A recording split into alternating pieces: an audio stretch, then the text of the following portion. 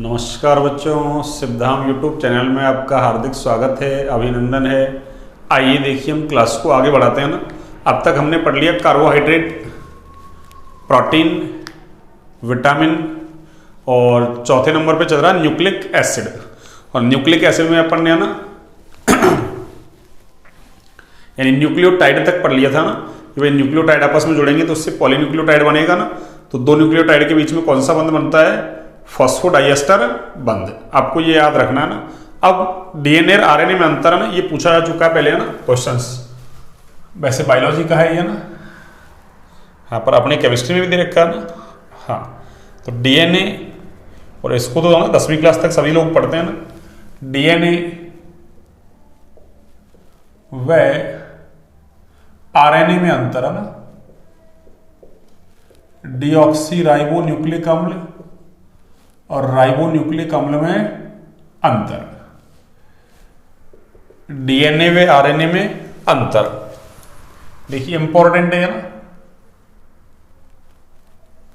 ये लीजिए, एक तरफ मैं डीएनए लिखता हूं ना, दूसरी तरफ आरएनए। एक तरफ डीएनए और दूसरी तरफ आरएनए।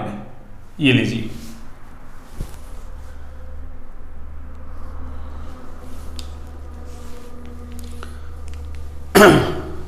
सबसे पहले देखो डीएनए। सबसे पहला अंतर तो यही है ना कि डीएनए जो है वो है ना मुख्य रूप से केंद्रक में पाया जाता था ना। और केंद्रक में भी जो गुणसूत्र होते हैं ना, तो केंद्रक में पाए जाने वाले गुणसूत्रों में ना डीएनए पाया जाता है। और वो मुख्य रूप से कहां मिलता है? कोशिका द्रव्य में मिलता है ना। एक इसमें डीऑक्सी राइबोज शर्करा होती है, उसमें राइबोज शर्करा होती है। एक इसमें है ना जो नाइट्रोजनी क्षारक होते हैं वो है ना एजीटीसी होते हैं ना, उसमें एजीयूसी होते हैं। बस थाइमिन की जगह यूरेसिल हो जाएगा, बस है ना, इतना है। इसकी द्विसूत्रीय ना कुंडलित संरचना होती है। द्विसूत्री का मतलब अरे दो पॉलीन्यूक्लियोटाइड की श्रृंखला है ना, एक दूसरे पर रस्ते की भांति लिपटी हुई होती है ना, जबकि उधर एक सूत्री कुंडलित संरचना होती है। ये आनुवंशिक गुणों के है ना स्थानांतरण के लिए ना, या आनुवंशिक गुणों का स्थानांतरण करता है, वो प्रोटीन संश्लेषण में भूमिका निभाता है। कौन? आरएनए। तो देखिए सबसे पहला क्या हो जाएगा? यह मुख्यतः केंद्रक में पाया जाता है ना। केंद्रक में पाया जाता है ना। यह मुख्यतः केंद्रक में पाया जाता है। और यह मुख्यतः कोशिका द्रव्य में पाया जाता है। कोशिका द्रव्य में पाया जाता है।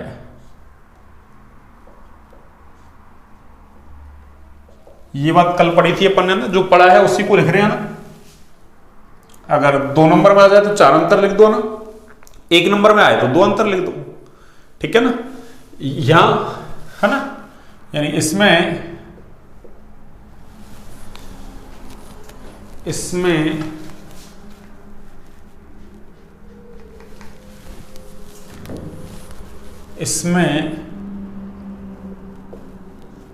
बीटा डी 2D ऑक्सी है ना, 2D oxy ribose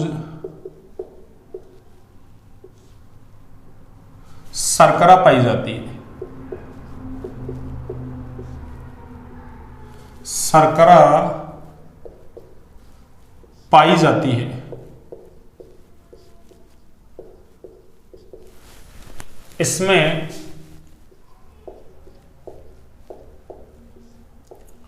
beta D ribose शर्करा ना,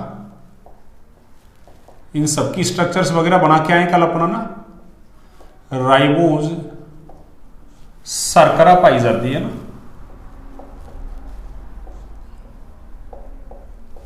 पाई जाती है। ये लीजिए तीसरा देखो, है ना, नाइट्रोजनी क्षारक है ना, यानी इसमें कौन कौन से नाइट्रोजनी क्षारक है ना,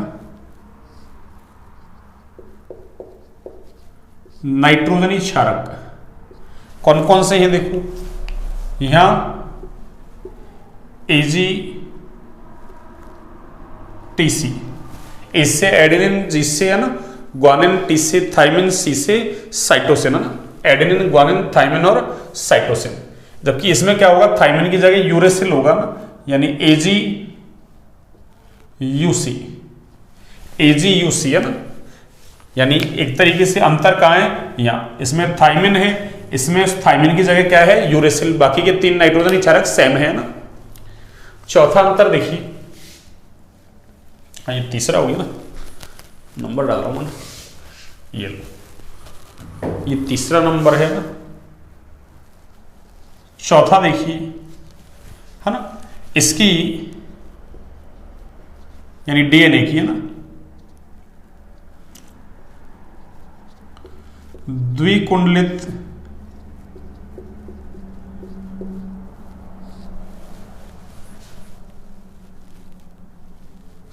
द्विकुंडलित, इसकी द्विसूत्री है ना, द्विसूत्री,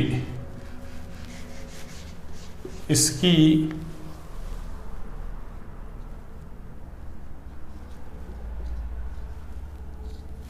द्विसूत्री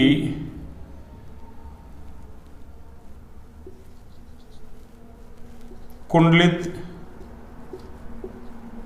संरचना पाई जाती है ना,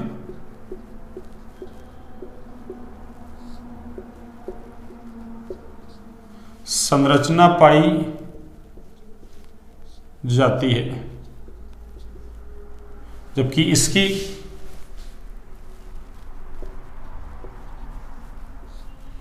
एक सूत्री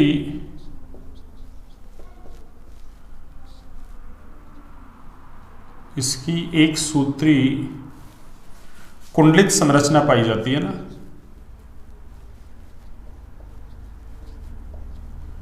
एक सूत्री कुंडलित संरचना पाई जाती है ना,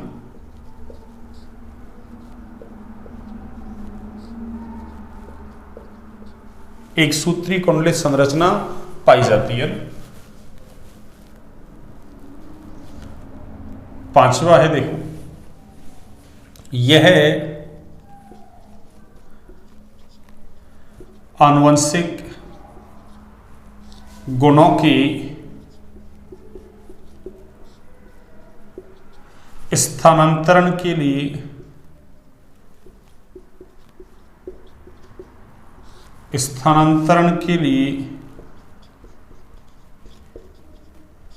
उत्तरदायी है।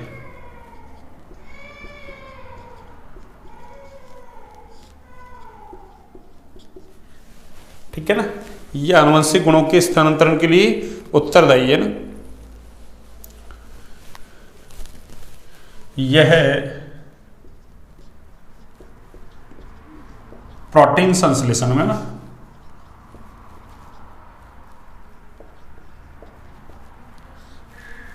यह प्रोटीन संश्लेषण के लिए उत्तरदायी है ना, यह प्रोटीन संश्लेषण के लिए उत्तरदायी है ना। इस तरीके से है ना डीएनए और आरएनए में अंतर होता है ना। तो एक बार आप इसको नोट डाउन कीजिए ना, एक बार बच्चों आप इसको नोट डाउन कीजिए ना, फिर आगे की बात करते हैं ना। ये 5 अंतर लिखा दी मैंने आपको ना।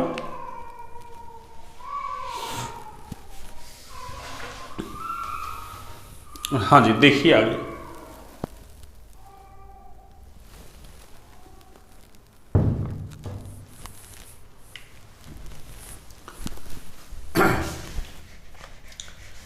अब हम बात करेंगे डीएनए की द्विसूत्री संरचना की ना, और आपसे डीएनए की संरचना का चित्र भी पूछ लेगा ना। देखिए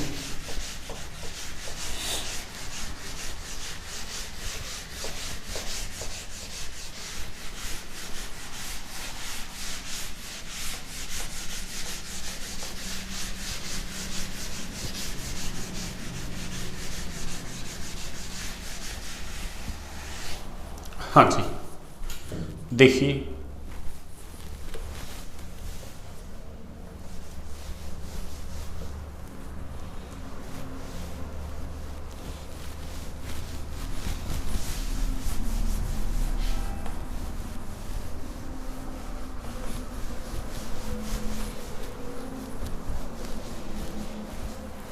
हाँ जी, देखिए डीएनए की है ना आणविक संरचना कह दो या द्विसूत्री जो संरचना है वो ना, यानी डीएनए की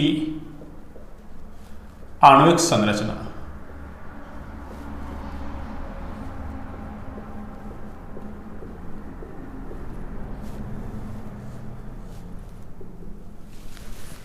देखिए डीएनए की जो आणविक संरचना है ना, वो एक साइंटिस्ट था ना विल्किंस या विल्किंसन है ना, हाँ बायोलॉजी में विल्किंसन बोलते हैं ना, यहाँ है तो वही पर उसका ना, अरे एनसीईआरटी में थोड़ा सा नाम चेंज कर रखा ना, विल्किंसन ना चेंज हो गया, उसके जैसा सिमिलर ही नाम है ना, पर एनसीईआरटी ऐसे टिपिकल वर्ड लिखती है ना, तो उसने की थी है ना एक एक्सरे है ना, एक्सरे होता है ना, एक्सरे क्रिस्टलोग्राफी टेक्निक होती है ना, एक्सरे क्रिस्टलोग्राफी टेक्निक, उससे इसने खोजी थी है ना। पर साइंस में क्या ना, अरे साथ साथ जब काम करते हैं कुछ लोग ऐसे चोरी कर लेते हैं ना, तो इसके साथ साथ बाटसन और क्रिक भी काम कर रहे थे ना। कौन? बाटसन और क्रिक, दो साइंटिस्ट थे ना, बाटसन और एक क्रिक, फ्रांसिस क्रिक नाम है उसका वैसे पूरा ना, तो ये दोनों भी साथ साथ काम कर रहे थे। इन्होंने क्या कर ली, अरे इस है ना विल्किंस के डेटा चुरा लिया ना और जाके खुद ने प्रकाशित करवा दिया ना, तो फिर डीएनए की जो आणविक संरचना है ना, उसको देने का श्रेय किसको जाता है? वाटसन और क्रिक को। बाकी तो उन्होंने डेटा चुराए थे ना, बाद में है ना अब चुरा ली, पब्लिश करवा दी, नाम तो उनका हो गया ना, फिर बाद में अरे इस चोरी को ना पकड़ा गया, आपको ना पता चला, तो फिर है ना इनको तीनों को ही क्या कर दिया गया था भाई, है ना, अरे संयुक्त रूप से नोबेल पुरस्कार दे दिया गया था ना। तो वैसे ही आपसे पूछे सवाल है ना, तो अब डेटा वगैरह चोरी हो गया उसका तो कोई करे क्या ना, लेकिन अपन को तो अब यही बताना है ना कि डीएनए की आणविक संरचना किसके द्वारा दी गई थी? वाटसन और क्रिक के द्वारा ना। तो क्या कहेंगे, डीएनए की आणविक संरचना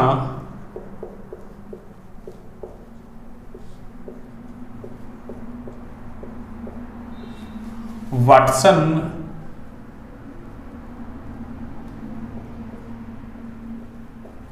व क्रिक द्वारा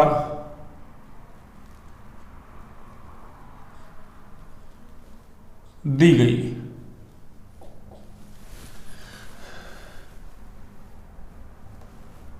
है ना,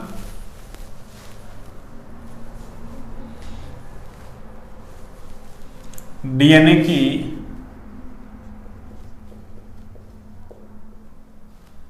आणविक संरचना के लिए आणविक संरचना के लिए वाटसन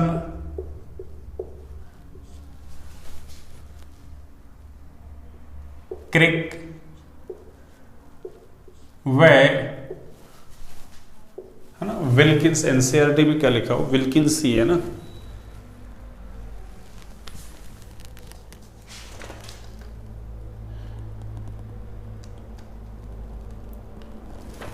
विल्किंस है ना,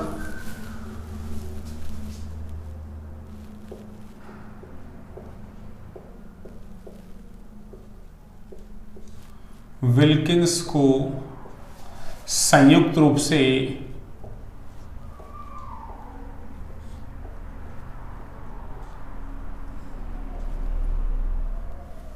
नोबेल पुरस्कार दिया गया।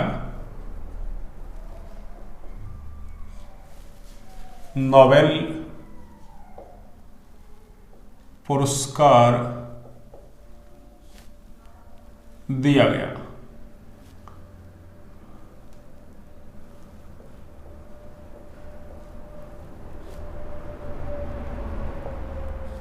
संयुक्त रूप से नोबेल पुरस्कार दिया गया ना। अब देखिए डीएनए की जो आणविक संरचना है हमने देखी ली थी ना, कैसी होती है? द्विसूत्री होती है ना। द्विसूत्री का मतलब अरे दो पॉलीन्यूक्लियोटाइड की श्रृंखलाएं होती है ना, जैसे दो रस्सियां ले लो ना, तो एक रस्सी एक पॉलीन्यूक्लियोटाइड श्रृंखला, दूसरी रस्सी दूसरी पॉलीन्यूक्लियोटाइड श्रृंखला ना। इस रस्सी का जो आधार है वो तो कौन बनाएगा? शर्करा और फॉस्फेट, कल ही बात की थी अपन ने ना।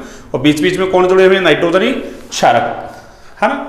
अब इनमें से क्या होगा, नाइट्रोजन क्षारक आपस में जुड़ जाएंगे ना हाइड्रोजन बंध के द्वारा, तो दोनों पॉलीन्यूक्लियोटाइड श्रृंखलाएं एक दूसरे पर रस्सी की भांति लिपटी हुई है ना, इसलिए कह रहे हैं अपन डीएनए की जो संरचना है वो कैसी है, द्विसूत्रीय ना, और कैसी कुंडलित, एक दूसरे पर लिपटी हुई ना, कॉइल है ना, ऐसे अरे कॉइल के रूप में ना, जैसे रस्सी को खोलो था ना ऐसे वो लिपट जाती है ना कुंडलन के रूप में ऐसे, इसलिए नाम क्या हो गया, द्विकुंडलित है ना संरचना, द्विसूत्री कुंडलित संरचना। अब देखिए द्विसूत्री कुंडलित संरचना है कैसी, देखो ना मैं एक बार बनाता हूँ ना, फिर इसके बारे में अपन सारी बातें लिखते हैं ना। देखिए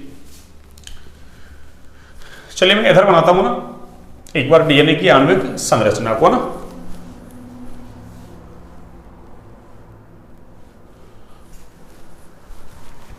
देखिए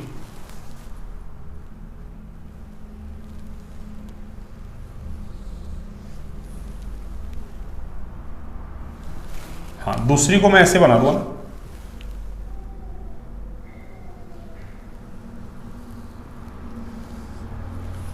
ठीक है। इस तरीके से डीएनए की है ना द्विकुंडलित संरचना है ना। एक में क्या होता है, ये वाला सिरा है ना, ये 5' सिरा है, हाँ नीला वाला, ये नीला वाला आ रहा है ना, और दूसरा सिरा कौन सा है, 3' सिरा। और इसमें देखो, इसमें मैं लिख देता हूं ये सिरा कौन सा है, 3' सिरा, और ये सिरा कौन सा है, 5' सिरा, है ना। 3' 5' ऐसे ना, अरे नाइट्रोजन क्षारक शर्करा की पहली पोजीशन पे जुड़ जाएंगे ना, तो शर्करा के जो कार्बन उनको ऐसे है ना प्राइम नंबर दे देते हैं। प्राइम का मतलब अरे ये डैश लगा रखा है ना, ऐसा ना 1', 2', 3', 4', 5' ना, इस तरीके से। और अपन ने कल ही है ना, अरे 2 न्यूक्लियोटाइड जोड़े थे, तो उसमें देखो ना फॉस्फोरिक एसिड कहां जुड़ रहा था, या तो 5वीं पोजीशन पर या तीसरी पर, ठीक है ना। अब दूसरा न्यूक्लियोटाइड आ रहा था, तो उसका 5वां और तीसरी पोजीशन पर जो फॉस्फोरिक एसिड जुड़ा हुआ उसके बीच में बॉन्डिंग हो रही थी। फिर ऐसे उससे अगला वाला जुड़ेगा, तो क्या होगा, पहला वाला जो है उसका तो 5वां सिरा फ्री हो गया, और लास्ट वाले का कौन सा हो गया, अरे सबसे लास्ट में जुड़ेगी उसका तीसरा सिरा कैसा हो जाएगा, फ्री। इसलिए क्या हो जाएगा वो 5' to 3'। तो एक पॉलीन्यूक्लियोटाइड श्रृंखला ऐसी होगी। अब दूसरी जो इससे जुड़ेगी ना, वो कैसे जुड़ेगी, ऊपर 3' वाली, नीचे 5' वाला। इस तरीके से है ना 2 पॉलीन्यूक्लियोटाइड श्रृंखलाएं जुड़ी हुई होती है ना, इनको बोलते हैं एक दूसरे के प्रति समानांतर, यानी एक का 5' सिरा तो दूसरे का 3' सिरा। अब देखिए डीएनए के अंदर जो कुंडलन मिलते हैं ना, कुंडलन, अरे ये है ना कुंडलन ऐसे, अरे उस रस्सी को खोलोगे ऐसे कॉइलिंग लिपटी हुई है ना, वो दक्षिणावर्ती कुंडलन मिलते हैं ना। कौन से, दक्षिणावर्ती कुंडलन। तो मैं यहां ऐसे लिख दूं, देखो कैसे, सुनिए कि डीएनए में जो ये कुंडलन है ना, ये वाले, ये कैसे हैं, दक्षिणावर्ती है ना, दक्षिणावर्ती कुंडलन, ये लीजिए। और डीएनए का जो ये व्यास है ना, व्यास, अरे ये व्यास, ये कितने का है, अरे डीएनए का जो व्यास है बच्चों वो कितना है, अरे 20 एंगस्ट्रॉम, है ना। तो डीएनए का व्यास कितना है, 20 एंगस्ट्रॉम। आगे देखिए इनमें नाइट्रोजनी क्षारक जुड़े हुए हैं ना, कौन से, नाइट्रोजनी क्षारक। जैसे मान लो ना ये, अरे ये रेड वाली है, ब्लू वाली है, ये तो क्या हो गया, शर्करा फॉस्फेट, शर्करा फॉस्फेट ने मिलकर बना दिया। और इस पे क्या लगे हुए हैं, ऐसे है ना, अरे ये नाइट्रोजनी क्षारक लगे हुए हैं ऐसे है ना, ए है ना, ऐसे मान लो ये है ना,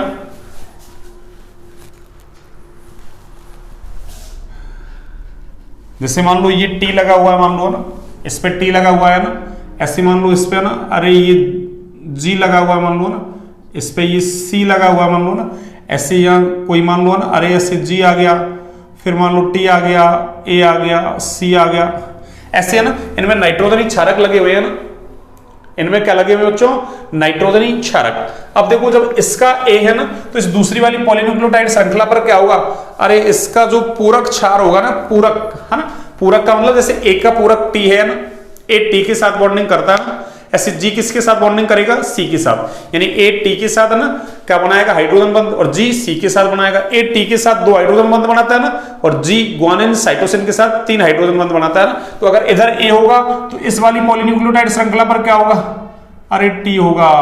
इधर टी है तो इधर क्या होगा, ए, इधर जी है तो इधर सी, और इधर सी होगा तो इधर जी। ऐसे इधर भी क्या होगा, इधर क्या है जी, तो इधर क्या होगा सी, इधर टी है तो इधर क्या होगा ए, इधर ए है तो इधर क्या होगा टी, इधर सी है तो इधर क्या होगा जी। इस तरीके से है ना ये पॉलीन्यूक्लियोटाइड श्रृंखलाएं जुड़ी हुई हैं, और इनके बीच में क्या बन रहे हैं, अरे बॉन्ड बन रहे हैं। तो ए और टी के बीच तो 2 हाइड्रोजन बंध बनते हैं ना, ये डबल बॉन्ड नहीं है ना, 2 हाइड्रोजन बंध है ना, देखो यहाँ डबल बॉन्ड बन रहा है ना, मतलब दो हाइड्रोजन बंद, यहाँ कितने हैं 3, यहाँ भी कितने हैं 3, तो ए और टी के बीच तो कौन सा बॉन्ड बनता है, अरे दो हाइड्रोजन बंद, और जी और सी के बीच 3 हाइड्रोजन बंद। इस तरीके से जुड़े हुए हैं ना, यानी मैं यहां लिख दूं, देखो ए क्या करेगा, अरे टी के साथ हाइड्रोजन बंद बनाएगा, और जी किसके साथ, सी के साथ हाइड्रोजन बंद बनाएगा ना, ये लो। अब डीएनए में देखो ना, एक जो है ना टर्न है, एक टर्न उसकी दूरी है ना, जैसे एक टर्न देखो, अरे ये यहां से लेके ऐसे यूं यहां तक हो गया ना एक टर्न, तो ये एक टर्न की जो दूरी है ना, ये वाली दूरी एक टर्न की दूरी है ना, ये 1 टर्न है ना, एक कुंडलन, चलो हिंदी लिख दूं मैं ना, एक कुंडलन है ये ना, अरे इसको क्यों बिठा दिया मैंने, चलिए देखो ये क्या है, ये एक कुंडलन है ना, एक कुंडलन, तो ये एक कुंडलन की दूरी है ना, कितनी है, ये होती है 34 एंगस्ट्रॉन। कितनी होती है बच्चों, 34 एंगस्ट्रॉन। कितनी होती है, 34 एंगस्ट्रॉन, है ना। तो कोई पूछ ले हमसे कि डीएनए कैसा होता है ना, अरे ये दक्षिणावर्ती कुंडलन रखता है ना, कौन सा, ये लो दक्षिणावर्ती कुंडलन। डीएनए का व्यास कितना है, 20 एंगस्ट्रॉन। एक टर्न की दूरी यानी एक घुमाव की दूरी, एक कुंडलन की दूरी कितनी है, 34 एंगस्ट्रॉन। और इसमें कितने बेस पेयर पाए जाते हैं, ऐसे बेस पेयर, पेयर का मतलब ए और टी का पेयर हो गया ना, तो कितने बेस पेयर पाए जाते हैं, 10। कितने हैं ये, 10 बेस पेयर का मतलब क्षारक युग्म, क्षारक युग्म, यानी एक टर्न में कितने, 10 क्षारक युग्म पाए जाते हैं ना, कितने बच्चों, 10। इसका मतलब 2 क्षारक युग्मों के बीच की दूरी कितनी होगी, 2 क्षारक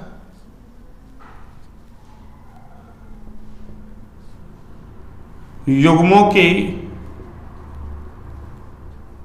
बीच की दूरी कितनी होगी, 3.4 एंगस्ट्रॉन।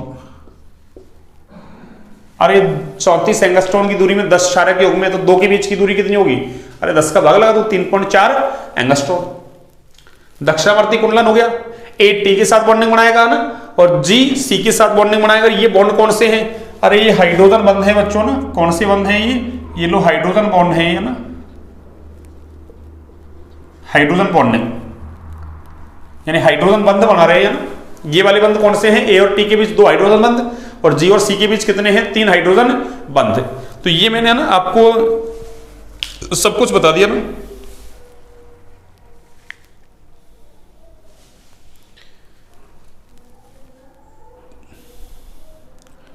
ये लो मैं इसको एक बार लिख भी देता हूं ना, ये सब कुछ मैंने किया ना, तो आपसे डीएनए की आणविक संरचना का ना चित्र पूछ लेगा ऐसा ना, ये इसमें बना देना, इनमें बना देना, ऊपर वाले में बना लेना। मैंने ये थोड़े से बता दिया आपको ना, ऐसे बना के ना, तो ऐसे बनाने आपको सबके ना। अब देखो मैं यहां से लिख सकता हूं, देखो डीएनए की आणविक संरचना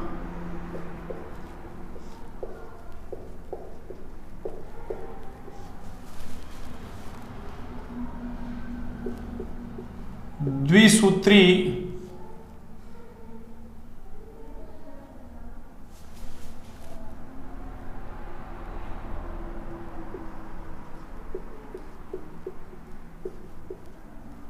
कुंडलित होती है ना।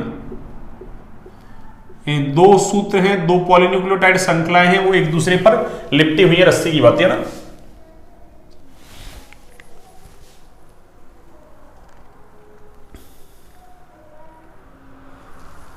है ना, डीएनए में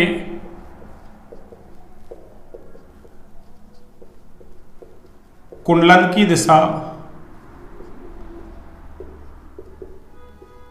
कैसी होती है, दक्षिणावर्ती होती है ना। ये लीजिए,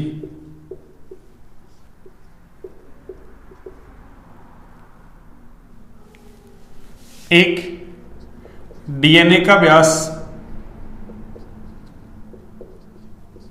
20 एंगस्ट्रॉन होता है ना,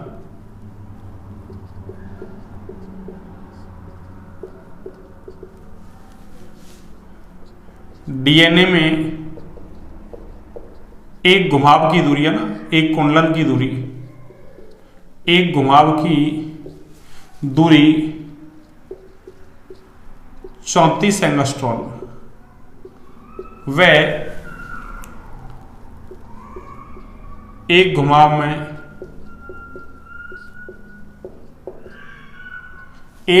में 10 क्षारक युग्म बेस पेयर, क्षारक युग्म पाए जाते हैं। ये लो, डीएनए में 2 क्षारक युग्मों की मध्य की दूरी, युग्मों की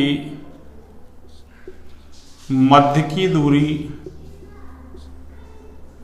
3.4 एंगस्ट्रॉम होती है ना, 3.4 एंगस्ट्रॉम होती है। ये लीजिए, है ना, डीएनए में, है ना, नाइट्रोजन बेस यानी नाइट्रोजन क्षारक परस्पर हाइड्रोजन बंधों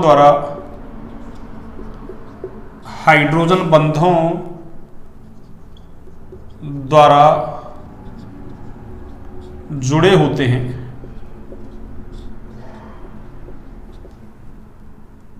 जुड़े होते हैं ना, यानी ए किसके साथ, टी के साथ, और जी किसके साथ जुड़ेगा, सी के साथ। ये लो, ठीक है ना।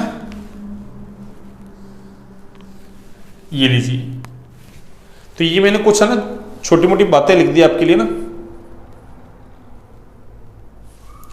है ना।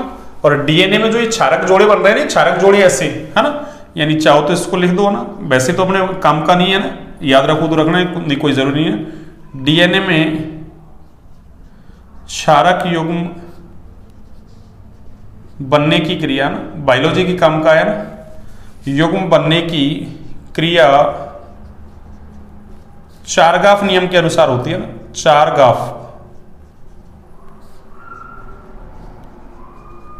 नियम के अनुसार होती है ना, अनुसार होती है। चारगाफ नियम क्या कहता है कि भाई ए टी के साथ हाइड्रोजन बंध बनाएगा, उससे जुड़ेगा, और जी किसके साथ, सी के साथ हाइड्रोजन बंध बनाएगा, उसके साथ जुड़ेगा ना। तो ये मैंने सारी बेसिक बातें आपको बता दी ना। आपके काम का इंपॉर्टेंट जो है वो तो ये संरचना है ना, एक ये आपसे पूछ ले वाटसन क्रिक का ना, इसको पूछ लेना, नहीं बाकी तो आपके काम की ये संरचना है ना, ये चित्र है काम का ना, अरे ये चित्र काम का है आपके ना, और कोई ज्यादा काम का नहीं विशेष है ना, ठीक है ना। ये तो मैंने आपको बता दिया, फिर भी याद रख सकते हैं ना, ठीक है। छोटी मोटी कोई बातें पूछ लिया ना, हाँ एक बार आप इसको नोट डाउन कीजिए।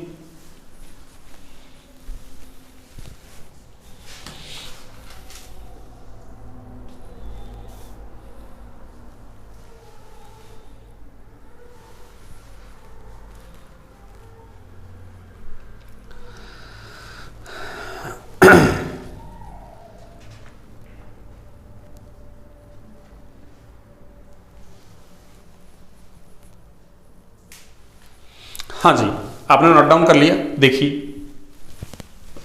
आगे की बात करते हैं। अब अपन देखते हैं न्यूक्लिक अम्ल के कार्य क्या है, जैविक कार्य क्या क्या है।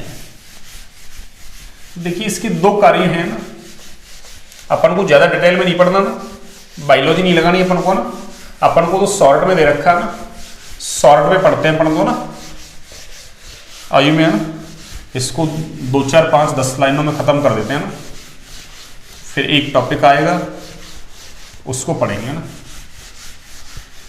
उसके बाद एक एंजाइम और है इसमें ना। हाँ जी,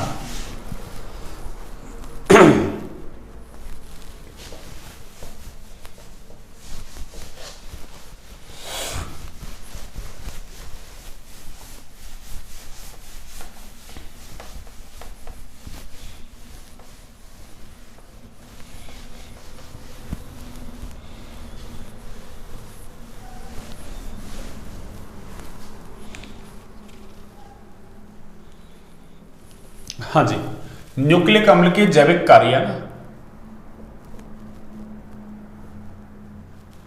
न्यूक्लिक अम्ल के जैविक कार्य है ना,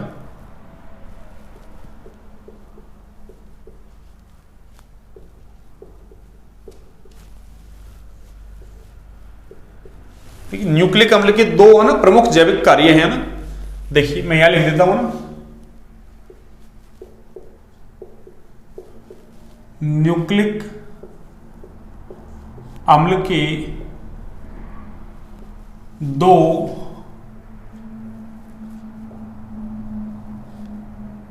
प्रमुख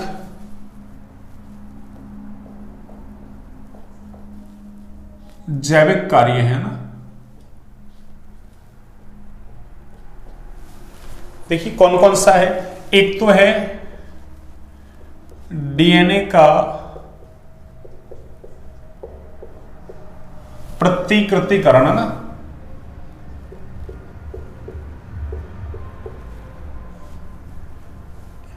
है ना, डीएनए रेप्लिकेशन है ना, डीएनए का प्रतिकृतिकरण, या इसी का दूसरा नाम पुनरावृत्ति भी बोल सकते हैं ना, प्रतिकृतिकरण या डीएनए का द्विगुणन या डीएनए का पुनरावृत्ति भी बोल सकते हैं ना, पुनरावृत्ति, ठीक है ना। और दूसरा है प्रोटीन संश्लेषण, प्रोटीन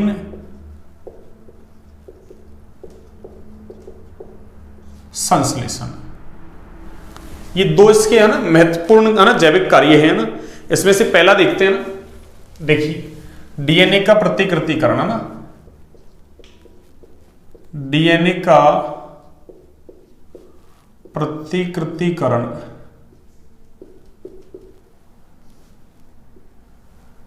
ये लीजिए। देखिए डीएनए का प्रतिकृतिकरण क्या है, सुनिए। वो प्रक्रिया ना, वैसे पहले समझ लो, देखो ना, एक डीएनए रेप्लिकेशन यानी डीएनए प्रतिकृतिकरण ना, तो डीएनए के द्वारा खुद जैसा ना दूसरा डीएनए बनाना, क्या कहलाएगा, अरे डीएनए प्रतिकृतिकरण है ना। डीएनए से आरएनए का बनना है ना, इसको बोलेंगे बनाना ट्रांसक्रिप्शन, अनुलेखन, और आरएनए से प्रोटीन का बनना, ये कहलाएगा अनुवादन, ट्रांसलेशन, है ना। तीन प्रोसेस है ना, तो क्या कहेंगे, वह प्रक्रिया जिसमें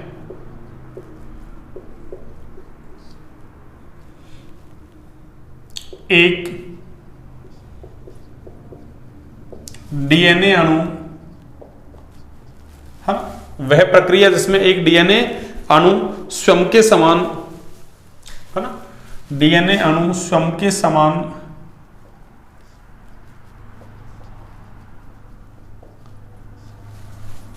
दूसरे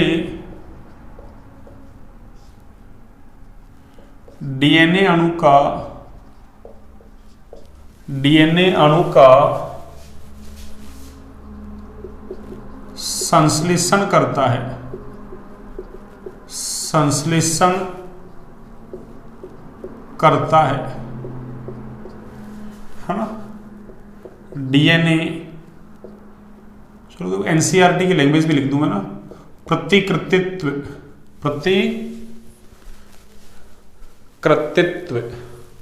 प्रतिकृतिकरण बोल दो या प्रतिकृतित्व। अरे जैसे अपन एसिटिलीकरण बोलते हैं ना, उसको एसिटिलन बोलता है है ना, इस तरीके से बोलता है। तो प्रतिकृतित्व संश्लेषण करता डीएनए प्रतिकृतित्व कहलाता है ना। ये लो,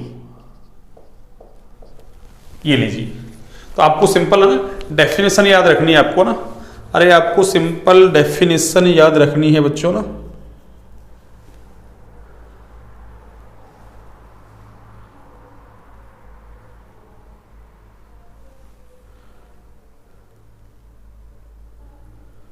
ठीक है ना। अब देखिए एक है ना, आरएनए के बारे में पढ़ लेते हैं थोड़ा सा ना। ये लो, है ना आरएनए। तो आरएनए तीन प्रकार के होते हैं ना, आरएनए ना, राइबोन्यूक्लिक एसिड है ना, ये 3 प्रकार के होते हैं ना। तो ये आपको सिंपल नाम याद रखने ना, 3 प्रकार के होते हैं ना। कौन कौन से हैं? एक तो है mRNA है ना, मैसेंजर आरएनए ना, संदेश वाहक आरएनए, दूत वाहक है ना, दूत का काम करता, संदेश का काम करता, संदेश पहुंचाने का काम है ना। दूसरा है आरआरएनए है ना, और एक तीसरा है टीआरएनए। इसका नाम है देखो ना, इसका संदेश वाहक है ना, संदेश वाहक, ये लो। और आगे तो आरएनए चल ही रहा है, ये लो। आरआरएनए राइबोसोमल है ना,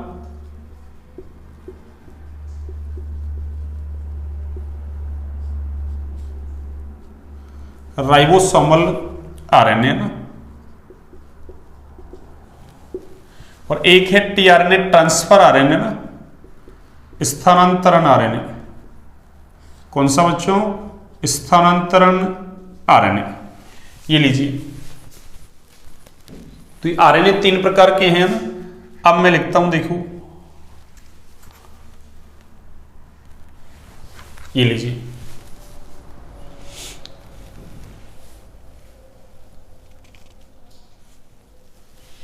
दूसरा है अपना प्रोटीन सिंथेसिस है ना, प्रोटीन संश्लेषण, प्रोटीन संश्लेषण।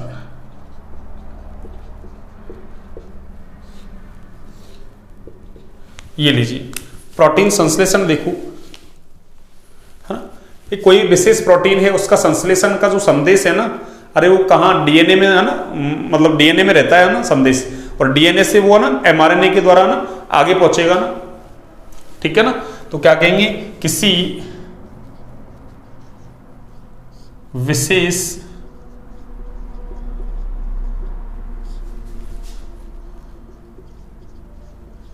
प्रोटीन के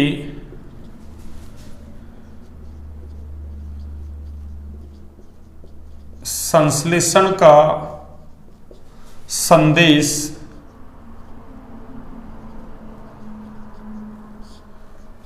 डीएनए में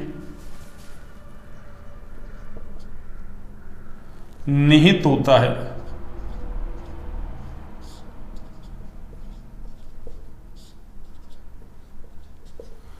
किसी विशेष प्रोटीन के संश्लेषण का जो संदेश है वो कहाँ? डीएनए में निहित होता है ना, किसमें? डीएनए में, ठीक है ना।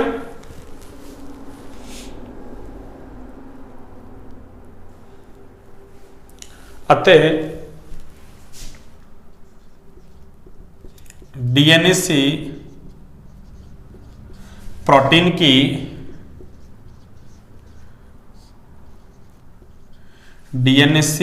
की संश्लेषण में ना, संश्लेषण में 2 पद सम्मिलित हैं ना,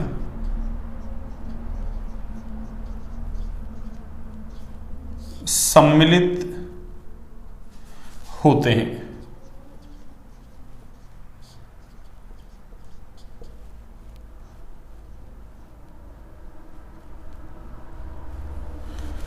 एक तो कौन सा है? देखो, अनुलेखन,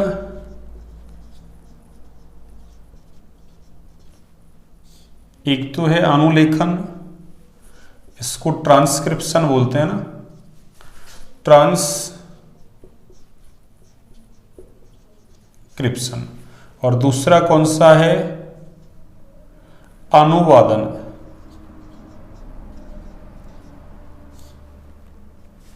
अनुवादन, ट्रांसलेशन।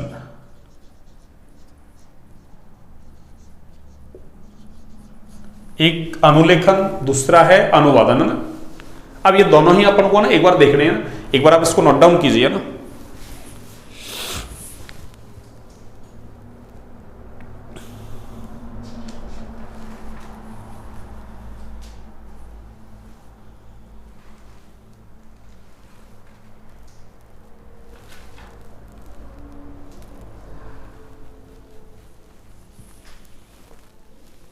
हाँ जी, कर लिया आपने नोट डाउन। देखिए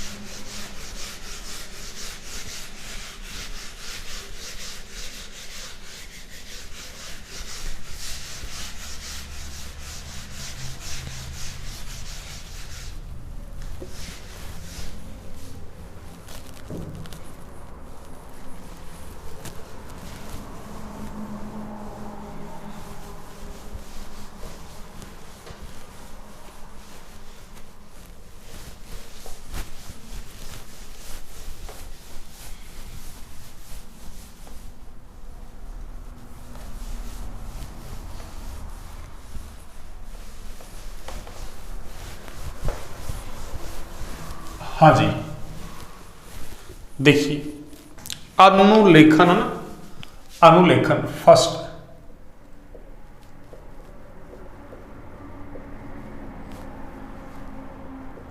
यानी डीएनए जो है ना, अरे ये अनुलेखन के लिए ना, यानी डीएनए से आरएनए बनना ना, वो क्या कहलाता है, अनुलेखन।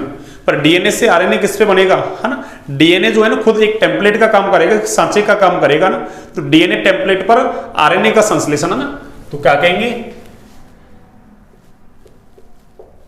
डीएनए टेम्पलेट का मतलब सांचा,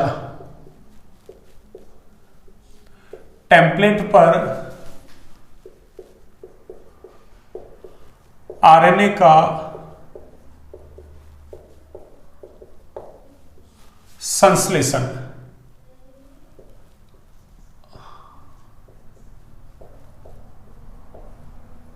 अनुलेखन कहलाता है ना, अनुलेखन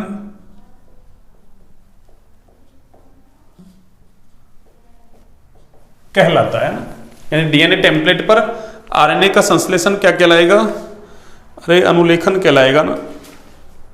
अगला है देखो, और ये आरएनए कौन सा, ये एमआरएनए बनता है ना, अरे ये आरएनए है ना, ये एमआरएनए ही बनता है ना। अब देखिए अगला अनुवादन,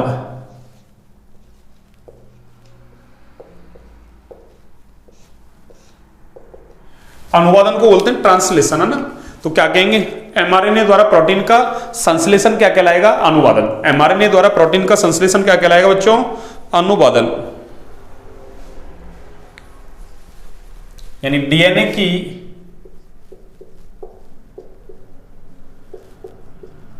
सूचना अनुसार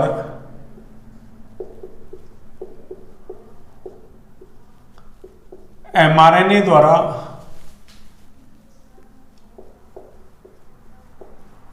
प्रोटीन का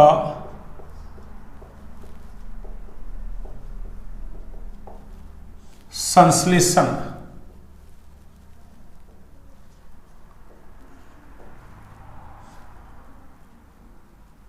अनुवादन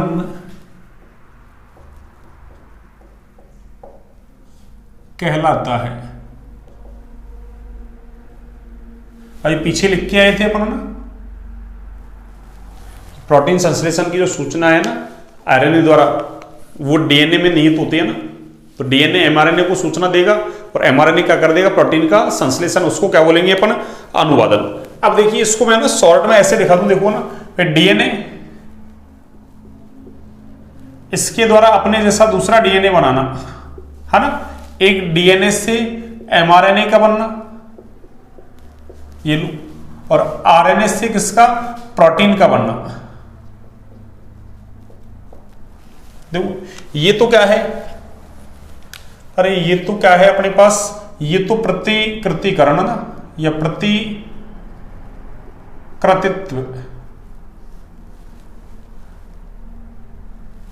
ये क्या है, डीएनए से आरएनए का बनना,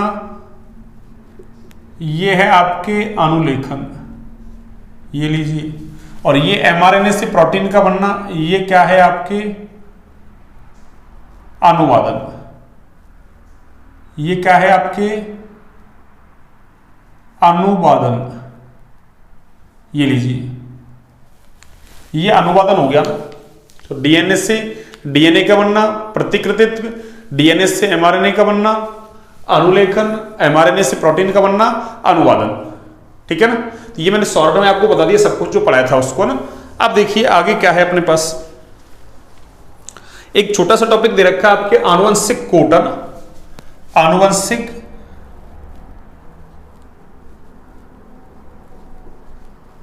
कोट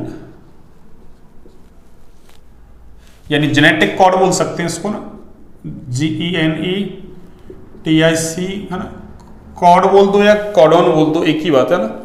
जेनेटिक कोड, आनुवंशिक कोड, ये लीजिए। तो आनुवंशिक कोड क्या है, एमआरएनए से प्रोटीन का बनना ना अनुवादन कहलाता है। अब एमआरएनए से प्रोटीन बनेगा, और प्रोटीन हमने पढ़ा था पीछे ना कि प्रोटीन क्या है, एमिनो एसिड के बहुलक है, एमिनो एसिड में भी अल्फा एमिनो एसिड के क्या है, बहुलक। अब इसका मतलब क्या होगा, एमआरएनए पर क्या जुड़े हुए होंगे वही है ना।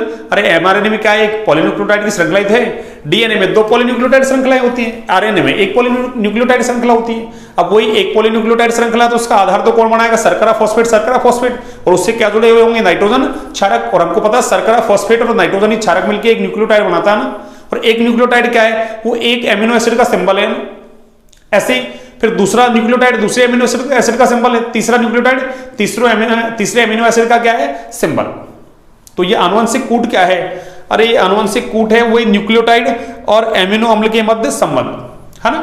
भाई 3 का ग्रुप हो गया ट्रिपलेट, न्यूक्लियोटाइड ट्रिपलेट का मतलब अरे एक तो शर्करा, एक फॉस्फेट और एक नाइट्रोजन क्षारक का ट्रिपलेट मिलकर एक न्यूक्लियोटाइड बना रहा है ना। तो उस न्यूक्लियोटाइड ट्रिपलेट और जो वो किस एमिनो एसिड का कोड है ना, उनके मध्य में संबंध को ही क्या कहते हैं, आनुवंशिक कूट।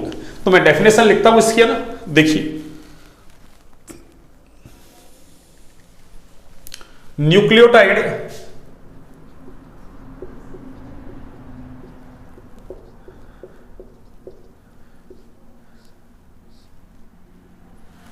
ट्रिपलेट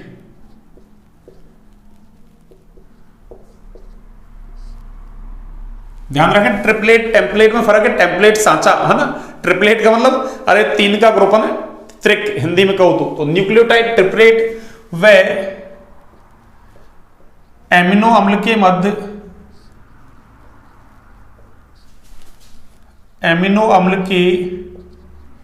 मध्य संबंध को आनुवंशिक कूट कहते हैं ना।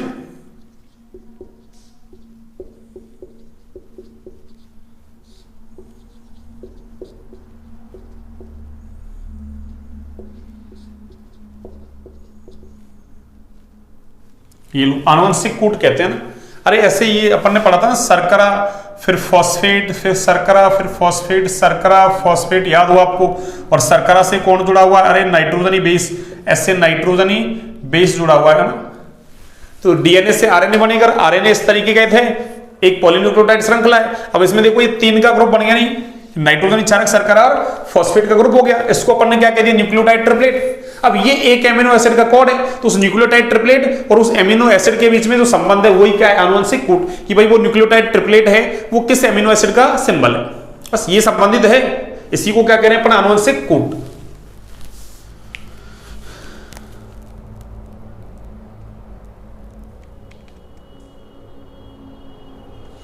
हाँ देखो इसको मैं इरेज करता हूं एक बार ना। अब देखो इस आनुवंशिक कूट की खोज का श्रेय है ना, आनुवंशिक कूट की खोज का जो श्रेय है ना, वो अपने है ना एक भारतीय वैज्ञानिक है ना, भारतीय मूल के है ना, डॉक्टर हरगोविंद खुराना ना, उनको दिया जाता है ना। और उनको एक नीरेनबर्ग नाम का साइंटिस्ट था, एक हॉली है ना, रॉबर्ट हॉली और मार्शल नीरेनबर्ग, इनके साथ में है ना, इनको क्या दिया गया था, अरे इनको क्या दिया गया था, संयुक्त रूप से नोबेल पुरस्कार है ना। तो क्या कहेंगे, आनुवंशिक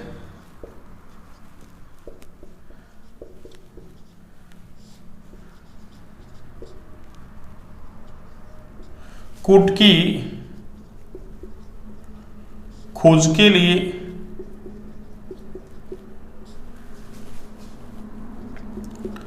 डॉक्टर हरगोविंद खुराना, भारतीय मूल के थे ना, हरगोविंद खुराना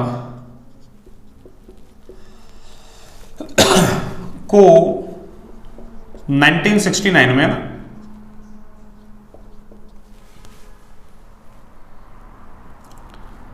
मार्शल नीरेनबर्ग, तो आपसे यही पूछ लिया ना कि आनुवंशिक कूट की खोज का श्रेय किसको जाता है, तो डॉक्टर हरगोविंद खुराना को है ना। और अगर ये नहीं दे तो मार्शल नीरेनबर्ग, और ये दे दे, साथ साथ ही थे ना कार्य करने वाले ना, पर मैन हरगोविंद खुराना थे ना। तो 1969 में मार्शल नीरेनबर्ग व रॉबर्ट हॉली के साथ संयुक्त रूप से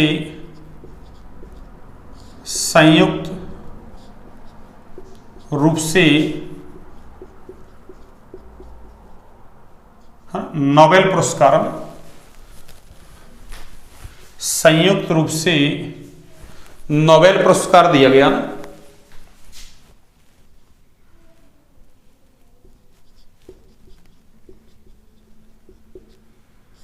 नोबेल पुरस्कार दिया गया,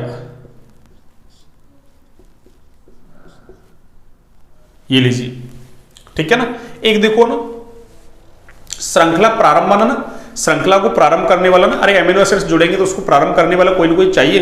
तो देखो एक ना, वैसे है नहीं आपके ना, पर मैं बता देता हूं फिर भी आपको ना। देखो श्रृंखला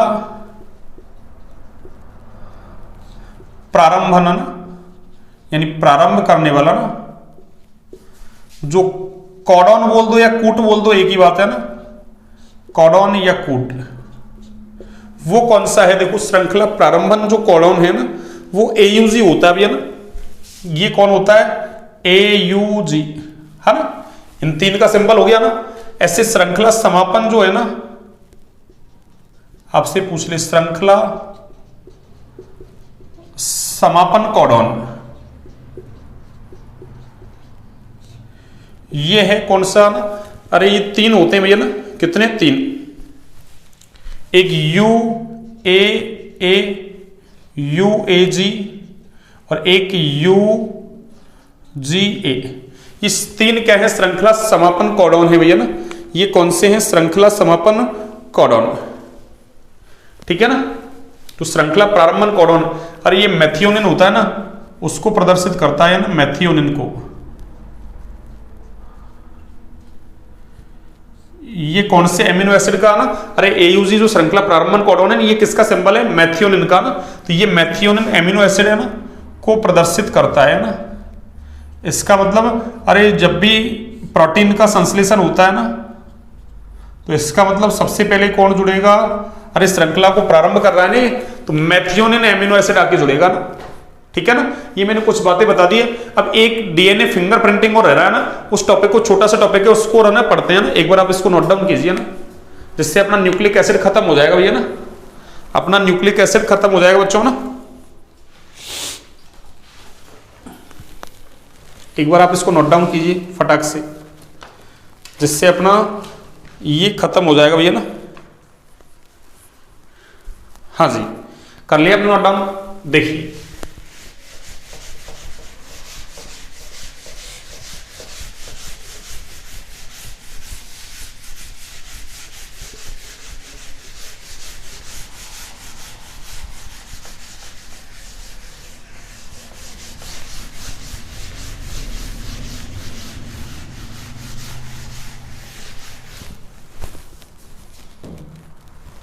हाँ जी,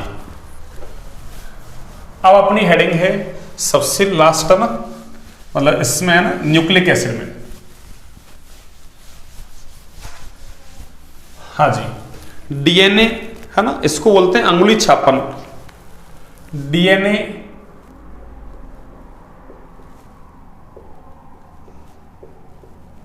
अंगुली छापन,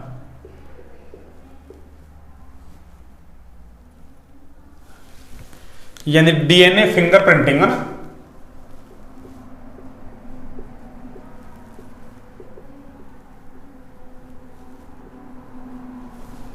फिंगर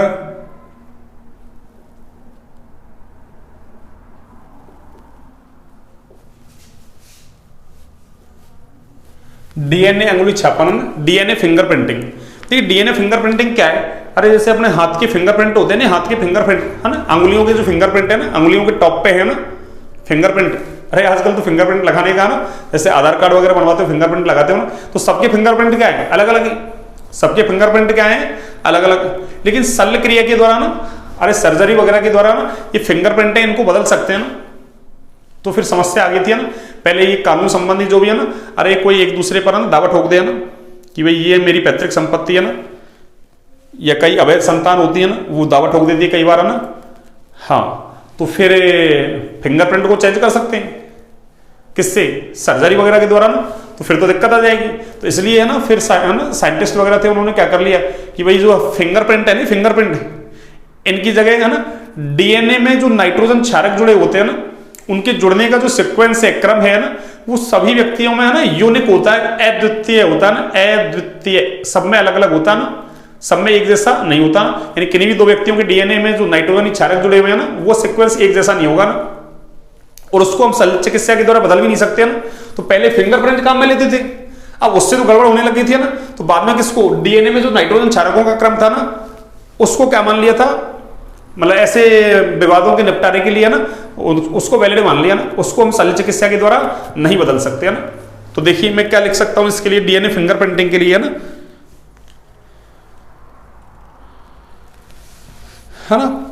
किसी भी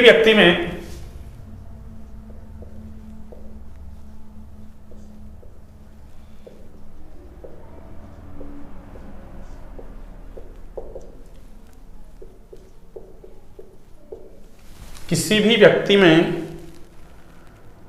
डीएनए के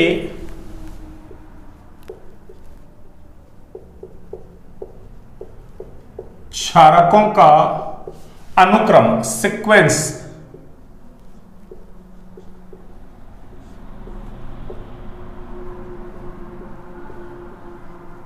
अद्वितीय, यूनिक होता है।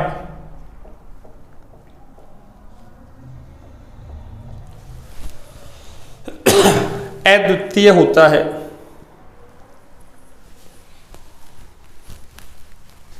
तथा इसको ज्ञात करना ही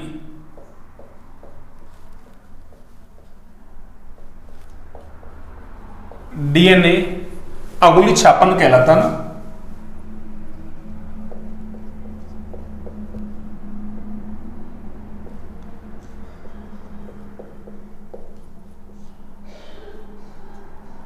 ये पूछा है पहले है ना, तो अंगुली छापन का मतलब पहले है ना, अरे फिंगरप्रिंट को है ना वैलिड मानते थे ना, फिर इसमें गड़बड़ होने लगी तो फिर किसको? डीएनए में नाइट्रोजन क्षारकों का जो है ना, अरे क्रम है ना, अनुक्रम है, उसको क्या मान लिया था? फिर ऐसे विवादों के निपटारे के लिए वैलिड मान लिया ना। पर वो पहले से फिंगरप्रिंट चल रहा है, इसलिए दोनों को मिला के क्या नाम दे दिया? डीएनए फिंगरप्रिंट या प्रिंटिंग है ना। अब देखिए इसका यूज क्या है ना,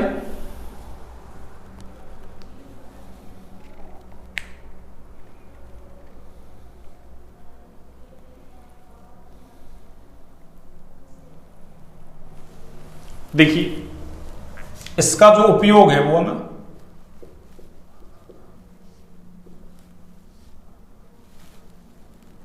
तो सबसे पहला यूज तो यही हो गया ना, किसी भी व्यक्ति की पैतृकता ना, कि भाई वो फलाने व्यक्ति की संतान है ना, उसको निर्धारित करने में हो जाएगा ना। तो पहला क्या हो गया? देखो पहला यूज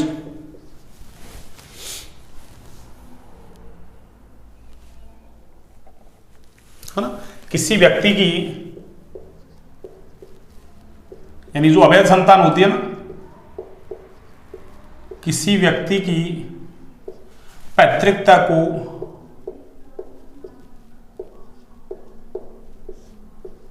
निर्धारित करने में,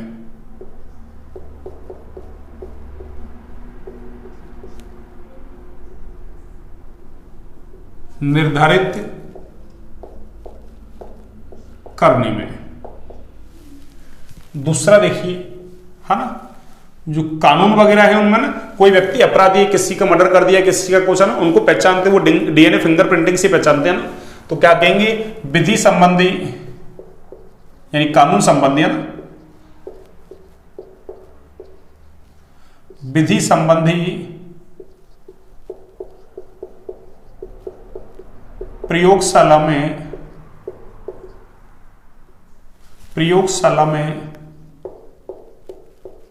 अपराधी की पहचान करने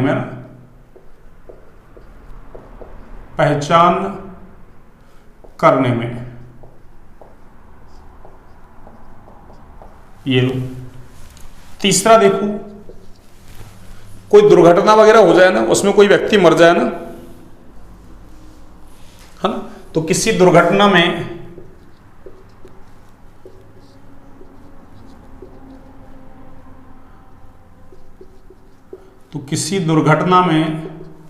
है ना, मृत व्यक्ति की, अरे ऐसा कोई एक्सीडेंट हो गया ना, एक दूसरे में लोग मिल गया ना, बिल्कुल, है ना, या कोई हादसा हो जाए ना, मंदिर हादसा, कोई कहीं कुछ भी, है ना, कुछ रेलिंग वेलिंग, है ना, कुछ पुल वगैरह कर जाए ना, तो लोग एक दूसरे में मिक्स हो जाएंगे, पता ही चलेगा ना। जैसे त्रासदी आ गई थी उत्तराखंड में, है ना, तो फिर ऐसे व्यक्ति की, है ना, पहचान करने में भी इसका यूज करते हैं ना। तो किसी दुर्घटना में मृत व्यक्ति की पहचान करने में, ना, यानी उसके बच्चे वगैरह हैं ना, उनसे उसके डीएनए को मैच करवाया जाता है ना। ये लो, क्यों आनुवंशिक गुणों का स्थानांतरण करता है ना, तो एक जो डीएनए है ना, अरे डीएनए से डीएनए बनता है ना, तो एक डीएनए तो पुराना ही आता है ना, पैतृक, है ना, तो एक नया बनता है, तो एक पैतृक तो आ ही रहा होगा ना, तो उससे पहचान हो जाएगी उसके बच्चे में ना। तो दुर्घटना में मृत व्यक्ति की पहचान करने में ना, एक जैव विकास की पुनर्लेखन में ना, जैव विकास में भी इसका यूज करते हैं ना,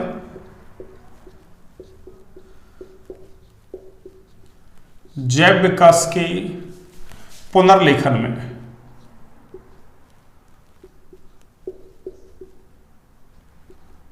जैव विकास के पुनर्लेखन में ना, किसी प्रजाति समूह की पहचान करने में ना, किसी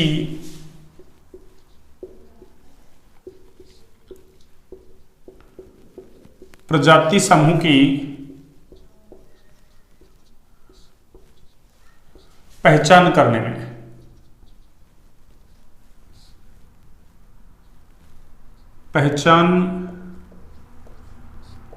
में, ये लीजिए, ये इसके 4 यूज हो गया ना। इंपॉर्टेंट है डीएनए अंगुली छापना ना, पहले ऐसे सवाल पूछा है ना, या किसी व्यक्ति की पैतृकता वगैरह ना, ऐसे कोई सा इनमें से एक यूज बना के दे दिया ना, ऐसे पूछ ले, किसी दुर्घटना में मृत व्यक्ति है ना भाई, उसकी पहचान करनी है ना, तो इसके लिए कौन सी विधि काम में लेंगी, तो डीएनए अंगुली छापन विधि है ना, डीएनए फिंगरप्रिंटिंग विधि, इन 4 यूज से, है ना, बना के सवाल पूछ सकता है, पूछा पहले, है ना, ठीक है ना। चलिए आज की क्लास को यहीं तक रखते हैं बच्चों ना, आज की क्लास को यहीं तक रखते हैं ना, और ये अपना न्यूक्लिक एसिड खत्म हो गया ना, एक एंजाइम की क्लास बचेगी बस, है ना, ठीक है। चलिए आज की क्लास को यहीं तक रखते हैं ना, क्लास अच्छी लगी है तो लाइक सब्सक्राइब शेयर करें भैया ना, हाँ ज़्यादा से ज़्यादा शेयर करें ना, अपने 500 है ना सब्सक्राइबर्स क्रॉस हो गए हैं भैया ना, हाँ आप सभी लोगों की, है ना, हाँ सहयोग से, है ना, अपने 500 सब्सक्राइबर, है ना, कंप्लीट हो चुके हैं, 502 सब्सक्राइबर हो गए थे, है ना आज, और अपन ने 2, है ना, क्राइटेरिया ना, हाँ इसमें पास कर लिया ना, मतलब पास का मतलब 2 क्राइटेरिया ना अपन ने फॉलो कर लिया ना, मतलब एक तो 3 वीडियो अपलोड वाला, एक 500 सब्सक्राइबर्स, है ना, हाँ 1000 सब्सक्राइबर हो जाएंगे ना, उसके बाद, है ना, हाँ मतलब अपना चैनल मोनेटाइज हो जाएगा ना। वॉच टाइम भी, है ना, काफ़ी अच्छा चल रहा है अपना ना, 728 घंटे हो गया ना 25 नवंबर तक, है ना, हाँ आज तो 1 दिसंबर हो गया ना, 25 नवंबर तक का डेटा है ना। चलिए इसके लिए आपको बहुत बहुत धन्यवाद, है ना, बहुत बहुत शुक्रिया ना, हाँ अपना परिवार काफ़ी बड़ा हो गया ना, अब तो 502 हो गए ना, एक मैं तो बची रहा हूँ, क्या ना 503, है ना, ठीक है। चलिए आज के लिए इतना ही बच्चों ना, हाँ इससे, है ना, एक टीचर को मनोबल मिलता है ना, हाँ कॉन्फिडेंस बढ़ता है ना, और आपको अच्छे से अच्छा मैटर प्रोवाइड करने की कोशिश करेगा ना, ठीक है ना, मतलब कोई भी टीचर हो, मैं ही नहीं है ना, कोई भी टीचर हो यूट्यूब पे, है ना, हाँ आपको अच्छा लगे तो उसको लाइक सब्सक्राइब शेयर करें भी, है ना, ठीक है। चलिए आज की क्लास यहीं तक, ओके गुड नाइट, शुभरात्रि, है ना, स्वस्थ रहें, मस्त रहें, है ना, अच्छे से पढ़ाई करते रहें, है ना, ठीक है, साफ सुंदर नोट्स बनाएं।